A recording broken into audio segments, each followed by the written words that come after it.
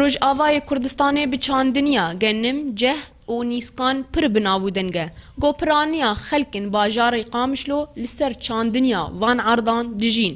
Ji ber vê yekê jî di navbera meha Adarê û Nîsanê de hin ji xelkên bajêr amedekariya alavên çinînê dikin.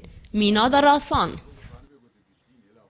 الياقة هيج ما تشكريه حر صار ما تكرن دود وردت شغلين ما هو انا حريك بيش حزار انا حريك ما يبوي بسات حزار كون نما توفريش خدي هذا صار جيو وشل جبان كاس نما بردن عردي خودیê derasan berî krîza Sûriyê diçûn gelek parêzgehan ta got erdan biçînin. Lê ji ber metirsiya Daişê nema dikarin herin riyên dûr.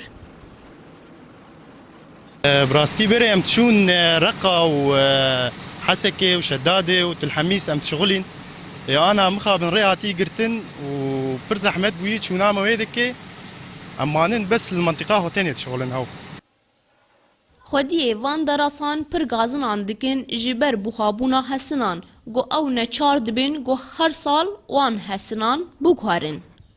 تدري كانت تدي يعني جي اجنطيوات الرادجي مثلا فلان قطعتي بكاب شغسي مثلا دوه بازار كي تيرو هنا بس دقائق زي الدولار من الفاتوره من تدي فاتوره رخص مثلا سرقه عيد حظر سي حظر زتكن بالاساس بهاي وقطعه هروها خودیê van derasan neçar dibin got gelek alavên otomatîkî bi deraseyên xwe ve vekin.